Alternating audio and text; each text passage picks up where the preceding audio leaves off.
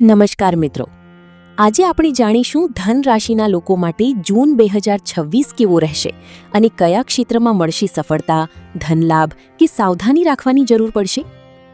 જૂન 2026માં ગુરુ, શનિ, મંગળ અને સૂર્યની સ્થિતિ ધન રાશિના લોકોના જીવનમાં મહત્વપૂર્ણ ફેરફાર લાવી શકે છે.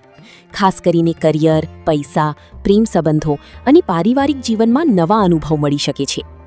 સૌથી પહેલા વાત કરીએ કરિયર અને વ્યવસાયની.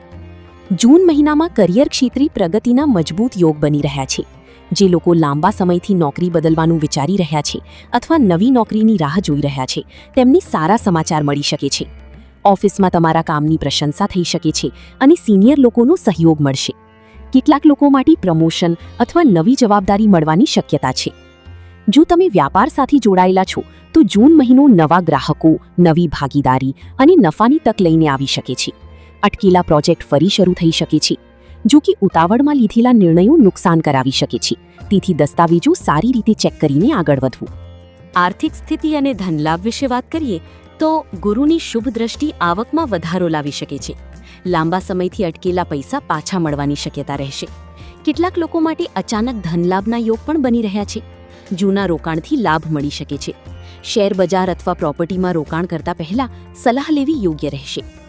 જૂન મહિનામાં ખર્ચ પણ વધી શકે છે, ખાસ કરીને ઘર, પરિવાર અથવા યાત્રા સંબંધિત ખર્ચ. તેથી બચત પર ધ્યાન આપવું જરૂરી રહેશે. હવે પ્રેમ અને વૈવાહિક જીવન વિશે વાત કરીએ. જો છેલ્લા કેટલાક મહિનાથી જીવનસાથી સાથે મતભેદ અથવા ગેરસમજ ચાલી રહી હોય તો જૂન મહિનાના મધ્ય પછી ધીમે ધીમે સુધારો જોવા મળી શકે છે. વાતચીત વધવાથી સંબંધોમાં નજીકતા વધી શકે છે. પ્રેમ સંબંધમાં રહેલા લોકો માટે સમય સારો રહેશે. કેટલાક લોકો પોતાના સંબંધને આગળ વધારવાનો નિર્ણય લઈ શકે છે. જો કે અહંકાર અથવા વધુ અપેક્ષા સંબંધોમાં અંતર લાવી શકે છે. પરિણીત લોકો માટે પારિવારિક જવાબદારીઓ વધશે, પરંતુ જીવનસાથીનો સહયોગ પણ મળશે. પારિવારિક જીવન વિશે વાત કરીએ તો ઘરમાં કોઈ શુભ કાર્ય અથવા સારા સમાચાર મળી શકે છે. લાંબા સમયથી ચાલતા મતભેદ દૂર થવાની શક્યતા છે. માતા પિતા સાથેનો સંબંધ વધુ મજબૂત બની શકે છે. પરિવાર સાથે વધુ સમય પસાર કરવાની તક મળશે.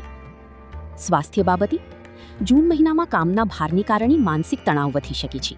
ઊંઘ ઓછી થવી, થાક અથવા પેટ સંબંધિત સમસ્યા થઈ શકે છે. બહારનું ખાવું ઓછું કરવું અને નિયમિત યોગ કરવાથી લાભ મળશે. હવે યાત્રા અને પ્રવાસ વિશે જાણીએ. આ મહિને વ્યાવસાયિક યાત્રા લાભ આપી શકે છે. કેટલાક લોકો માટે વિદેશ યાત્રાના યોગ બની રહ્યા છે. પરિવાર સાથે ધાર્મિક યાત્રા અથવા ટૂંકા પ્રવાસની શક્યતા પણ રહેશે.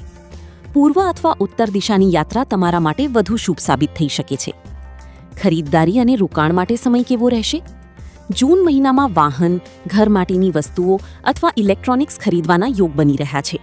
કેટલાક લોકો જમીન અથવા પ્રોપર્ટીમાં રોકાણ કરવાનો વિચાર કરી શકે છે. યોગ્ય આયોજન સાથે કરેલું રોકાણ ભવિષ્યમાં લાભ આપી શકે છે.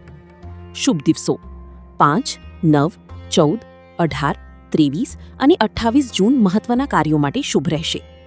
10, 17 અને 25 જૂન ખરીદદારી અને રોકાણ માટે સારા દિવસ બની શકે છે. Lucky number 3, 5, 9. લકી રંગ પીળો, નારંગી અને ક્રીમ. ટાળવા જેવા રંગ વધુ કાળો અને ઘેરો રાખોડી.